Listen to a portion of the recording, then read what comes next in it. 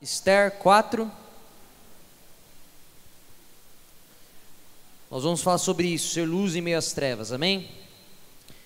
Nós vamos ler o capítulo todo de Esther 4.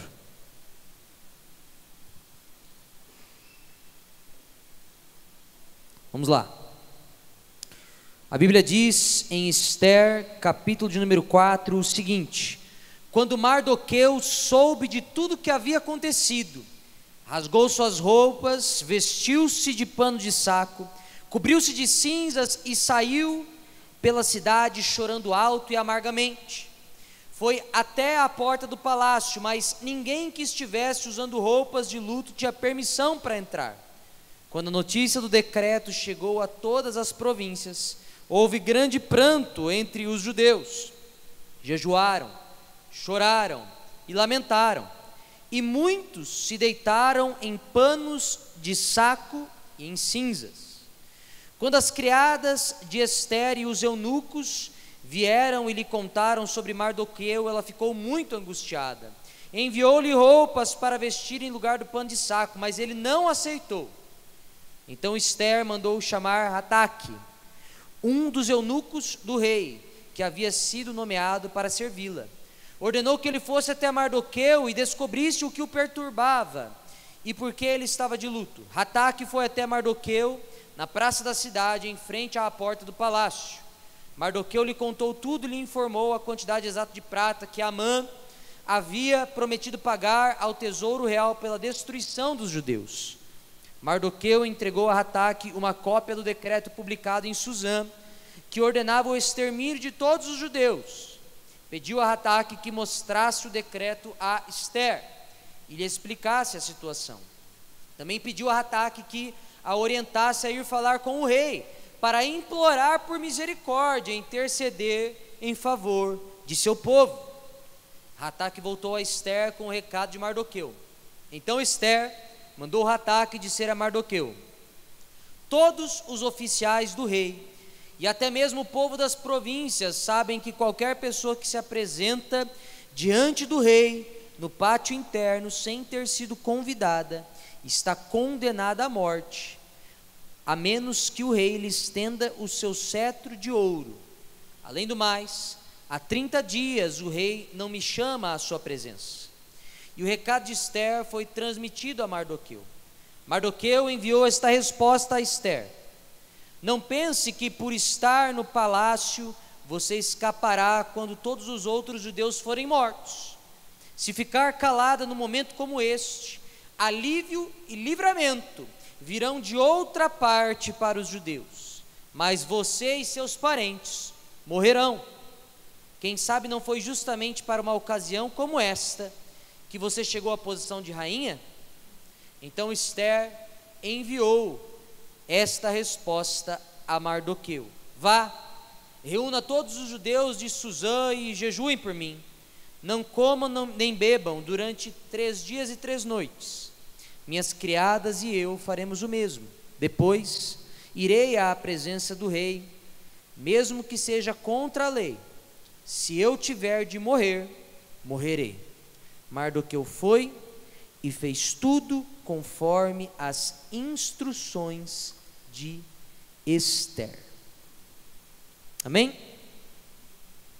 Bom, luz em meio às trevas. O texto de Esther, ele é muito interessante. Daria para falar tirar inúmeros princípios e lições a partir do texto de Esther. Mas algo chama atenção. Talvez, não sei você, mas nós olhamos para o nosso mundo hoje em dia, para a situação que nós vivemos hoje na sociedade, e talvez você já deve ter se perguntado o seguinte: onde é que está Deus no meio dessa confusão toda? Aonde está Deus no meio desta dor? Aonde está Deus no meio desta tragédia? Aonde está Deus no meio desse desrespeito que acontece com as coisas de Deus? Aonde que está Deus no meio de tudo isso? São perguntas válidas, reais, duras, que talvez você já tenha feito, eu já fiz várias vezes, e são perguntas que acontecem. O mundo pergunta isso: onde é que está Deus no meio dessa confusão toda? Essa semana passei por uma situação disso na minha família. Uma prima da Carol teve um bebezinho, esse bebezinho ficou 2 meses na UTI e veio a falecer essa última semana. Com certeza, alguns familiares meus se perguntaram isso essa semana. Onde está Deus no meio dessa confusão toda? Aonde está Deus nessa situação? E curiosamente, o livro de Esther, eu já citei isso aqui outra vez, mas o livro de Esther, ele não cita o nome de Deus em lugar nenhum. Acontecem inúmeras voltas e reviravoltas, grandes acontecimentos se dão com o povo judeu, com este povo que estava ali junto aos judeus, mas o nome de Deus não é citado no livro de Esther em nenhum momento. Existem alguns motivos para isso. Um deles é que a hermenêutica bíblica clássica fala que é uma ferramenta para mostrar um povo que estava mergulhado no mundo, mergulhado no secularismo. Mas outro também diz o seguinte, que o fato de o autor de Esther não mencionar Deus, nos dá a oportunidade de ler a história de Esther e procurar o mover de Deus nesse meio, mesmo quando ele não é citado. E esse é um desafio que nós encontramos tanto no livro de Esther, quanto na nossa vida. E o texto do livro de Esther, ele mostra, vou falar rapidamente aqui o contexto, né, a história dessa mulher, Esther Hadassa, ou o nome dela também, que existia um rei, esse rei tinha uma esposa chamada Vasti, ele queria expor essa esposa para seus amigos, a esposa recusa. Esse rei é apresentado como um beberrão durante toda a história de Esther, ele fica full pistola com a sua esposa, ele destitui Vasti da posição de rainha, ele faz um concurso de beleza, para ver quem que era a mulher mais gata para ser a próxima rainha dele. Parece um roteiro de novela ruim. E aí, esse rei, Xerxes, fica perdidamente apaixonado por Esther, porque Esther era muito gata, entendeu? E aí, ele não sabia que Esther era judia. Então é bem roteiro de novela ruim mesmo. Tem o homem beberrão, tem a mulher gata, tem o super vilão Amã, né, que quer matar os judeus, aquela coisa toda, e tem o familiar de Esther, Mardoqueu, ou Mordecai, dependendo da versão que você tem aí, que ele passa por todas essas situações como uma espécie de arauto da justiça, como se fosse aquele que vai trazer então uma resposta, né, para a história, né? E o livro de Esther, ele quase que faz uma montanha russa, assim, começa uma decadência e depois tem um ponto específico que a história vira e aí começa as coisas darem certo. Esse texto que nós lemos aqui, ele é bem antes desse momento de virada, é quando eles chegaram no fundo do poço mesmo. Amã tinha conseguido convencer o rei a promulgar um decreto aonde em dado dia os judeus seriam atacados e exterminados pelo povo que vivia ao seu derredor. Esse dia foi escolhido lançando dados que se chamavam de Pur. Inclusive depois, quando eles experimentam a libertação, eles estabelecem uma festa judaica chamada Purim, que é por conta desses dados. E aqui nós temos então dentro desse contexto um momento de fundo do poço, aonde no meio dessa confusão toda eu e você podemos perguntar, aonde estava Deus? Cadê essa luz em meio às trevas? E eu queria convidar você a pensar em algumas verdades. A primeira delas é que existe um clamor para ser ouvido, independente da onde você está inserido na sociedade, existe um clamor para ser ouvido. Mordecai, quando recebeu a notícia do ataque aos judeus, ele clama, o texto começa falando isso, ele fica com uma tristeza muito profunda, ele rasga as suas vestes, veste pano de saco, e joga cinza sobre a sua cabeça. Esse era um símbolo muito forte dentro da cultura judaica, de clamor, de uma situação desesperadora, de se humilhar perante o Senhor, de pedir ajuda. E este homem faz isso. Existe um clamor para ser ouvido.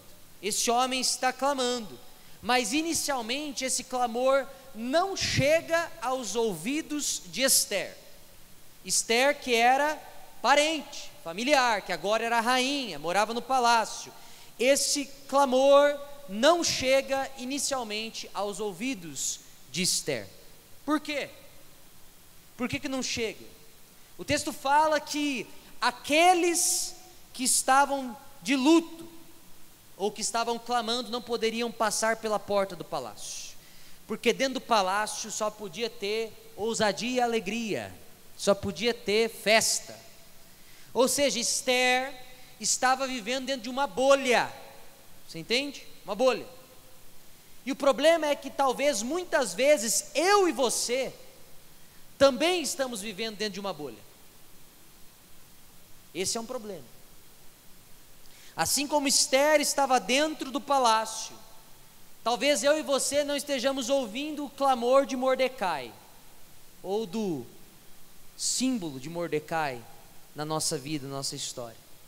E nós precisamos meditar sobre isso. Talvez a nossa casa pode se tornar uma bolha. Você entra na sua casa, liga o seu Netflix, você assiste a sua série, você fica no seu Instagram, rodando pelos Reels, sem parar, mandando Reels para os seus amigos, aqueles Reels que se alguém pegar, você fala, você vai para o inferno, certeza, terrível, terrível. E você fica naquela bolha, naquele mundinho, sentado no seu sofá, deitado em berço esplêndido, e as coisas estão acontecendo na tua faculdade, as coisas estão acontecendo no teu ambiente de trabalho, as coisas estão acontecendo, às vezes até mesmo no cômodo ao lado do seu, mas você está na sua bolha, você está no seu palácio, aqui é só festa, só alegria, eu não estou conseguindo ouvir o clamor de Mordecai. Às vezes a igreja pode se tornar uma bolha. Como assim? Desse jeito mesmo que eu falei. Você vem aqui no sábado às 19 horas.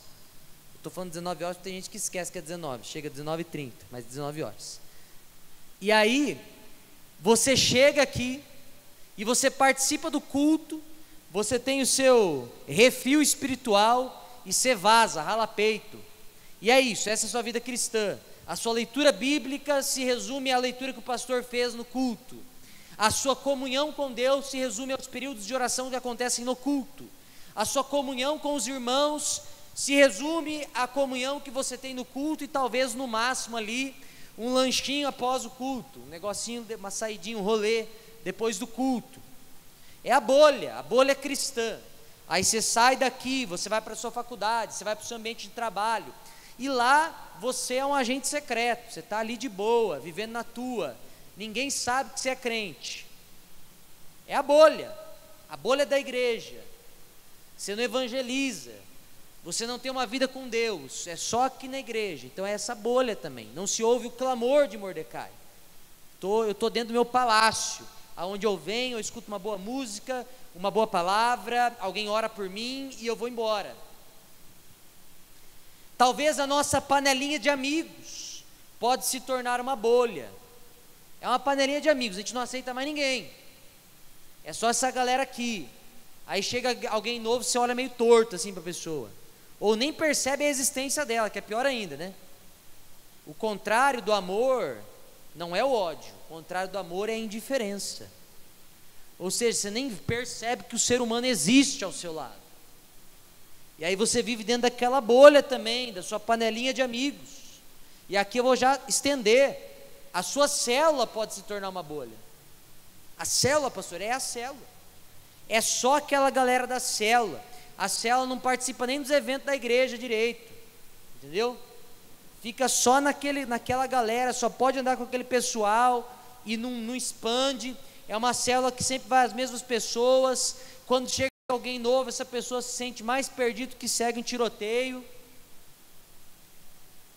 Não deve ser assim. É uma bolha. Não ouvimos o clamor de Mordecai. Como igreja de Cristo, eu e você, nós somos chamados a romper essa bolha. a ouvir o clamor. Um discípulo de Cristo que realmente é relevante, e aqui eu quero fazer um parênteses, né? A gente ouve muito esse papo hoje em dia, né, nos podcasts gospel aí. Pô, será que eu faço parte de uma igreja relevante? Será que a minha igreja é relevante? E é bem legal você falar assim, da igreja ser relevante. Você percebe quando você fala, será que a minha igreja é relevante? Você percebe que você está dando uma de Adão assim? Você está dando uma terceirizada na responsabilidade? Será que a minha igreja é relevante? O todo, o conglomerado, a massa desforme, sem rosto, será que isto é relevante? Eu quero mudar essa pergunta. Eu quero que você pergunte hoje, será que eu sou um cristão relevante? Um discípulo de Cristo relevante é aquele que realiza a missão que lhe foi dada: ide, fazei discípulos. Ou seja, é aquele que alcança o que clama, mesmo que isso envolva sair da sua bolha, mesmo que isso envolva sair da sua zona de conforto. É aquele que vai além. Nós falamos disso semana passada, uma fé que vai além da superficialidade. É alguém que dá um passo a mais, é alguém que não está satisfeito com o status quo, com a situação atual. Eu quero entender o chamado de Cristo e eu quero executá-lo, eu quero caminhar, eu quero alcançar alguém. Eu não estou feliz se eu não estou discipulando alguém, se eu não estou impactando a vida de alguém. É aquele que vai além, não só alcançando o outro, ouvindo o clamor, mas também ouvir o clamor, às vezes até de si próprio. Eu preciso ir além na minha vida espiritual, eu preciso reconhecer as minhas falhas, eu preciso ver aonde eu estou errando e pecando, e eu preciso tomar uma atitude em relação a isso, porque ninguém mais vai tomar alguma atitude em relação a isso, se eu não tomar. Às vezes a gente fica de braços cruzados, esperando que Deus faça algo a respeito da situação que nós estamos enfrentando. Mas às vezes Deus está lhe dando a oportunidade de fazer algo a respeito, de caminhar. Eu vejo, por exemplo, com o Timóteo, meu filho. Meu filho, ele está tentando engatinhar, então ele fica de 4 apoios, ele começa a fazer assim, ele dá tipo uma dançadinha assim, sabe? É a coisa mais fofa do mundo. Aí às vezes ele joga um joelhinho para frente, a gente fica super feliz. Agora, se eu pegar aquele piá e começar a empurrar ele para frente, levar ele até o brinquedinho, toda vez que ele começar a tentar engatinhar, ele não vai aprender a engatinhar, porque eu sempre vou estar fazendo o que ele tinha que estar fazendo. Eu não estou dando espaço para que ele cresça. Vou dar outro exemplo da minha casa. Essa noite agora, você vê que Deus faz as coisas assim, parece que é para eu vir aqui falar para vocês.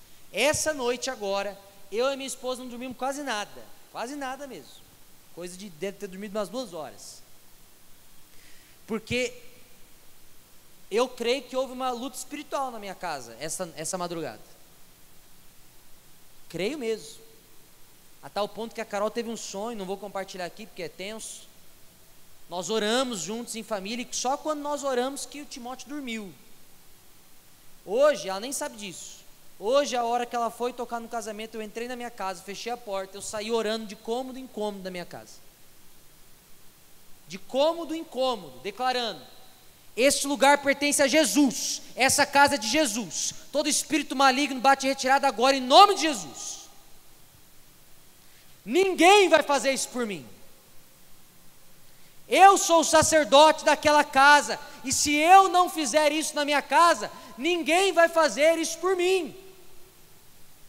Eu não posso ficar de braços cruzados esperando que Deus bata na porta da minha casa e fale: escuta, dá licença, deixa eu sair proclamando aqui na tua casa, porque você não está fazendo. Não, eu preciso fazer isso.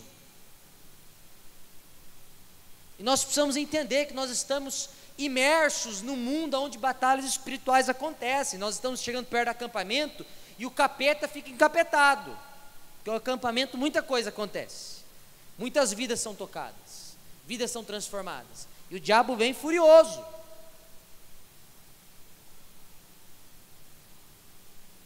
Mas nós, como discípulos de Cristo, nós precisamos sair da nossa zona de conforto, ouvir o clamor de Mordecai. Nós precisamos estar com os olhos e com os ouvidos abertos para conseguir ouvir e enxergar o outro. E aqui tem algo interessante, guarda no teu coração aí. Existe uma intencionalidade, diga intencionalidade, que precisa estar presente, precisa, uma intencionalidade em fazer algo a respeito. Sabe por quê? Sabe aquela música que fala, deixa acontecer naturalmente? É coisa do capeta, porque quando deixa acontecer naturalmente, apodrece. Pega uma empresa aí e vira para os funcionários e fala, deixa acontecer naturalmente, vê quanto tempo dura essa empresa aberta. Chega lá na turma da UEL e fala, deixa acontecer naturalmente, não precisa fazer prova, nem trabalho não.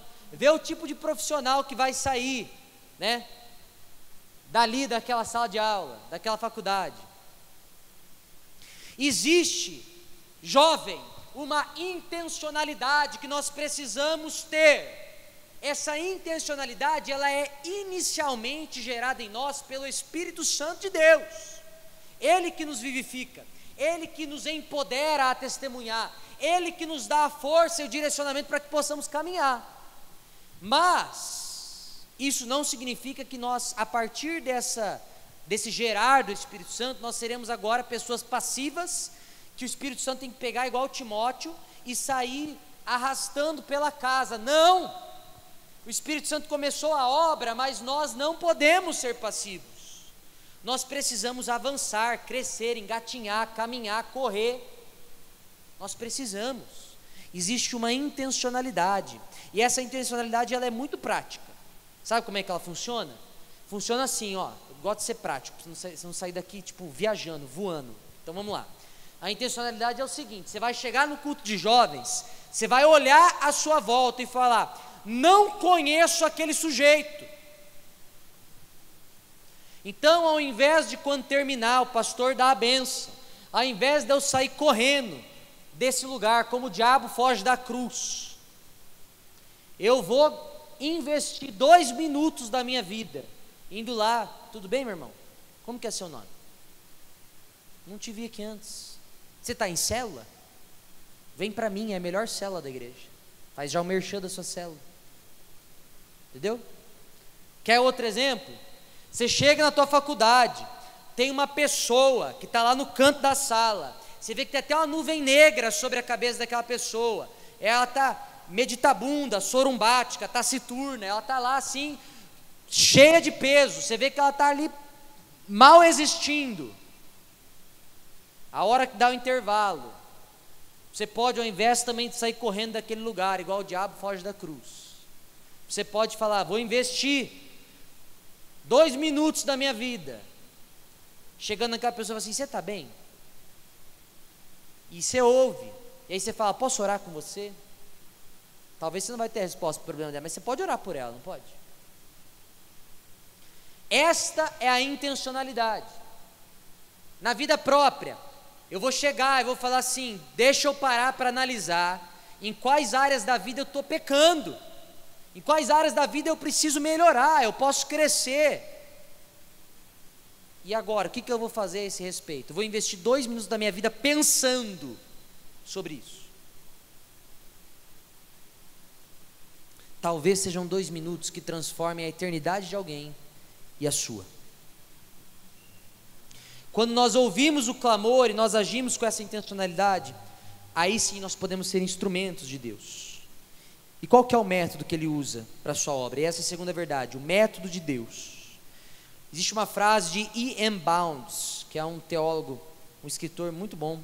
Ele fala, a igreja está procurando por métodos melhores, Deus está buscando homens melhores. Deus usa homens e mulheres. Lembra que nós começamos falando sobre aonde está Deus no meio de toda essa confusão? Você está começando a entender o que eu estou querendo dizer para você aqui hoje?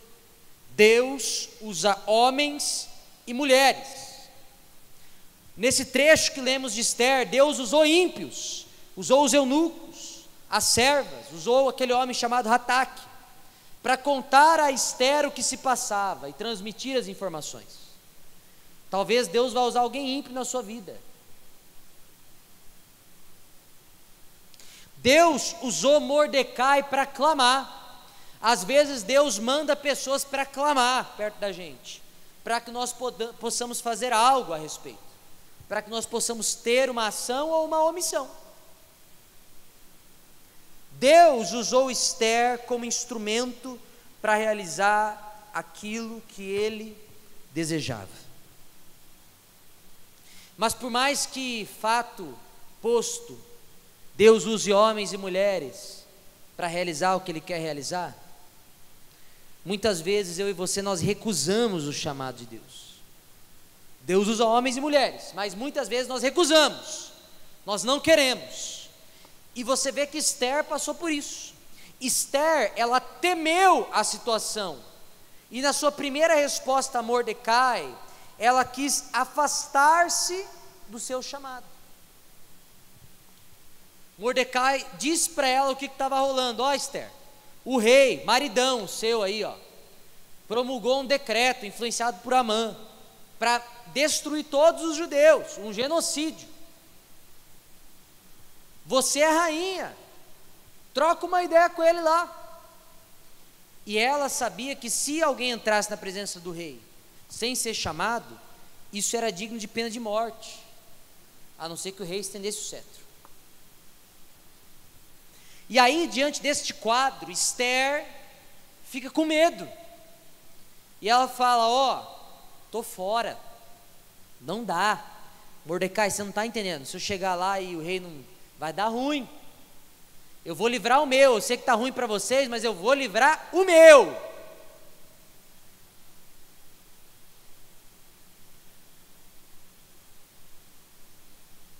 Presta atenção na frase de Mordecai. Ele mostra para Ester que até ela mesma seria prejudicada pela própria omissão. Ele fala isso. Ester, você pode até não fazer nada, mas se você não fizer nada, duas coisas eu quero te dizer, e eu quero que você guarde isso, jovem, no seu coração. Duas coisas Mordecai disse para Ester, e Deus está dizendo para você hoje, você que tem um chamado do Senhor, você que está sendo chamado para agir, e talvez está fugindo disso. Duas coisas. Primeiro, se você não fizer nada, Deus não precisa de você. De outro lugar virá alívio para os judeus, ele fala. Você não quer fazer, Ester? Deus vai usar outra pessoa para fazer o que ele quer fazer. Então, se você não quiser fazer, quem perde é você. Segundo, se você não fizer, você, Ester, será prejudicada. Nesse caso, Ester morreria por ser judia. Mas isso se aplica também na nossa vida. Quando nós não respondemos ao chamado de Deus na nossa vida, primeiro que nós estamos perdendo o privilégio que Deus nos dá de servir, e Ele envia outro. E segundo,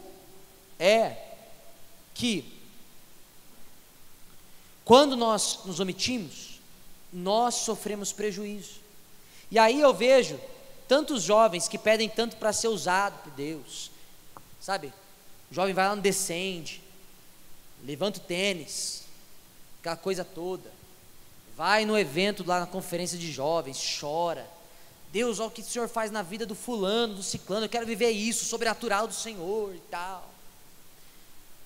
Mas na vida prática você tem sido omisso nas pequenas coisas. Como que você quer viver o sobrenatural de Deus, algo grande, se você tem sido omisso nas pequenas coisas? Nas pequenas coisas. Ah não, pastor, mas se Deus me desse o dom da cura, eu ia fazer acontecer. Mas pera lá, meu irmão, você não está fazendo nem o básico. Não, pastor, mas sabe, se Deus me desse aqueles dons lá tipo do Billy Graham, que ele jogava o terno assim, a galera saía, parecia que todo passou o rodo e todo mundo assim, pá. Eu ia fazer acontecer. Pô, cara, mas você nem vai na célula direito, irmão. Você nem ora, irmão.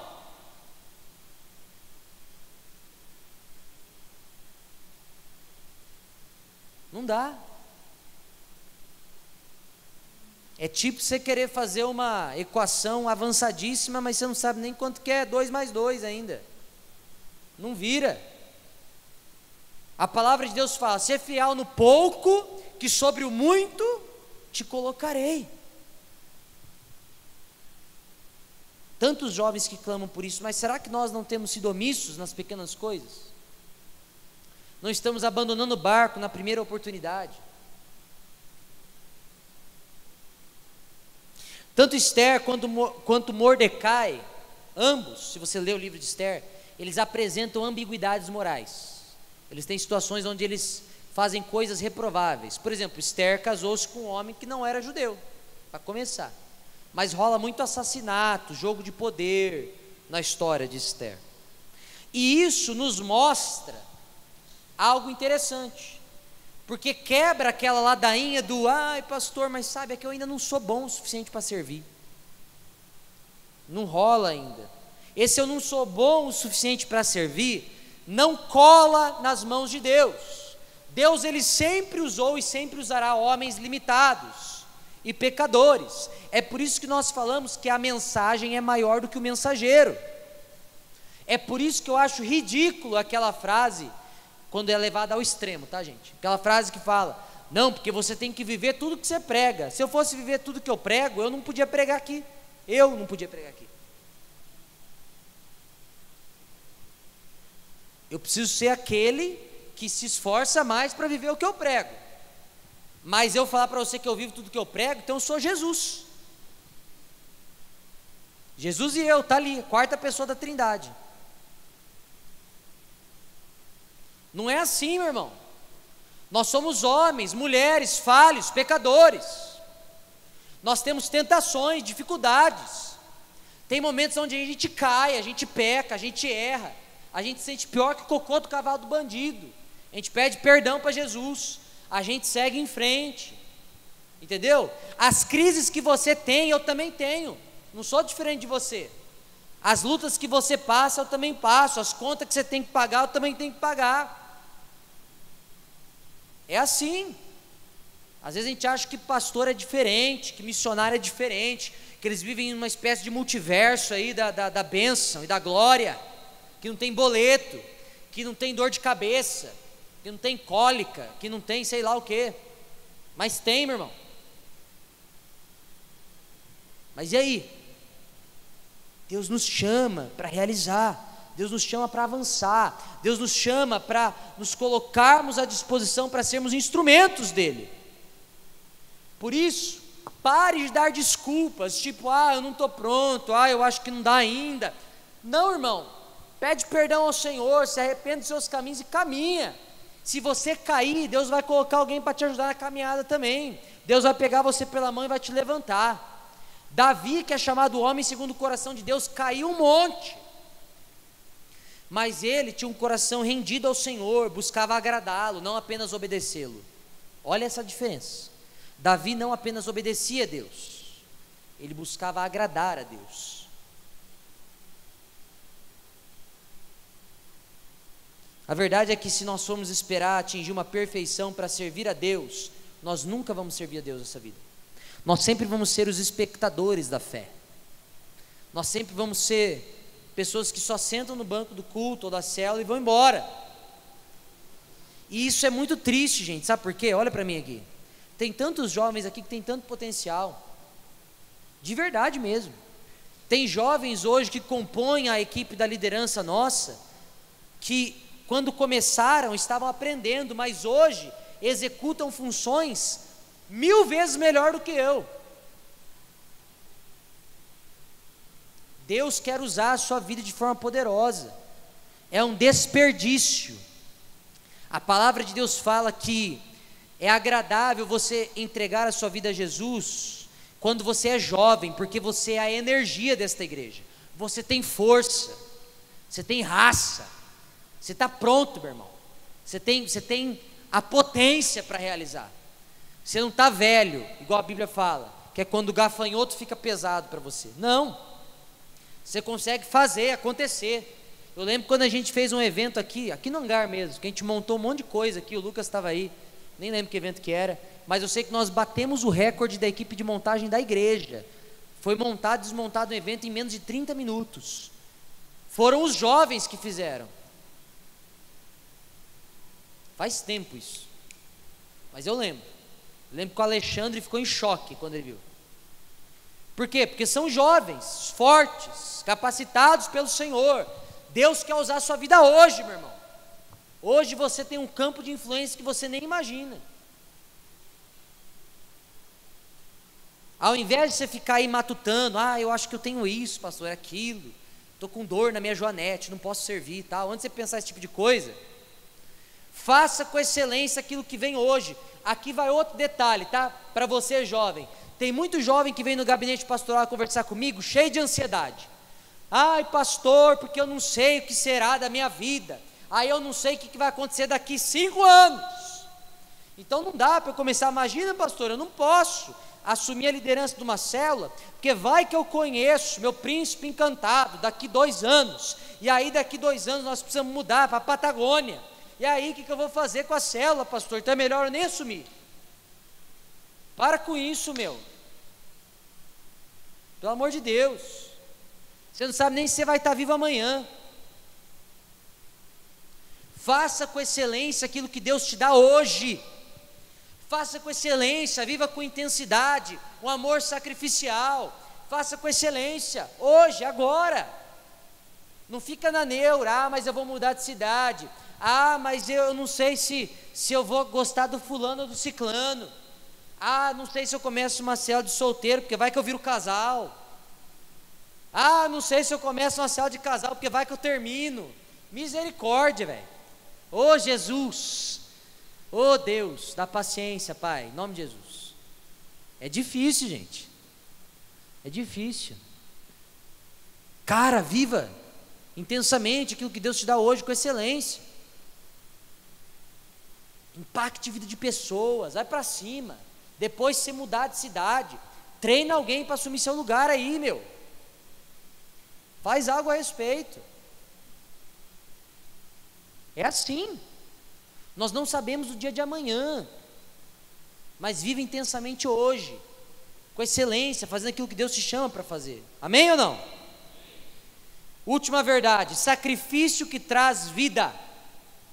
Nós temos a clássica fala de Esther. Quando Esther ela é confrontada com a verdade que ela estava dando mancada, Esther vira e manda, fala assim: jejua, vamos orar, vamos jejuar, vamos clamar. Então ela já começou certo, ela já começou clamando a Deus que a ajudasse, a capacitasse para fazer aquilo que ela precisava fazer, tá? E aí vai uma dica para você, jovem: viva intensamente, faça com excelência, mas sempre que for fazer, clame ao Senhor que vá na frente, porque é Ele que realiza a obra de verdade. E aí ela fala uma frase clássica: se eu tiver que morrer, morrerei. Meu, essa frase é demais. Eu vou fazer, Mordecai, eu vou para cima, e se eu tiver que morrer, eu vou morrer. Essa frase é a frase de alguém que entregou a vida nas mãos de Deus, que já entendeu que está dependendo dele. É alguém que abraçou a ideia do amor sacrificial. Esther está aqui apontando para Jesus. Jesus também se colocou perante o rei, mas Jesus, quando se colocou perante o rei, ele se colocou perante o rei portando as nossas falhas, o nosso pecado, a nossa sujeira, e o rei com justiça feriu Jesus de morte. Jesus não obteve graça como Esther obteve ali, não. Jesus, ele se entregou, ele entregou a sua vida, ele morreu sacrificialmente, portando as nossas dores, enfermidades, pecados, nossas limitações. Ele assim o fez, para que nós pudéssemos ter vida, e vida em abundância, para que nós pudéssemos ter vida e gerar vida. Foi isso que Cristo fez. Se tiver que morrer, morrerei. Pai, se possível, afaste de mim esse cálice, mas não seja feita a minha vontade, mas sim a tua. Se eu tiver que morrer, eu morrerei. Jovem, que Deus coloque no nosso coração esta frase de Esther, de dizer: se tiver que morrer para este mundo, se eu tiver que morrer para o status desse mundo, para o conceito desse mundo, para os aplausos desse mundo, para uma condição financeira invejável, se eu tiver que morrer para aquilo que o mundo considera bom, se eu tiver que morrer para aquilo que o mundo considera excelente, para aquilo que o mundo aplaude, para aquilo que o mundo glorifica, se eu tiver que morrer para as pessoas que estão à minha volta, eu morrerei.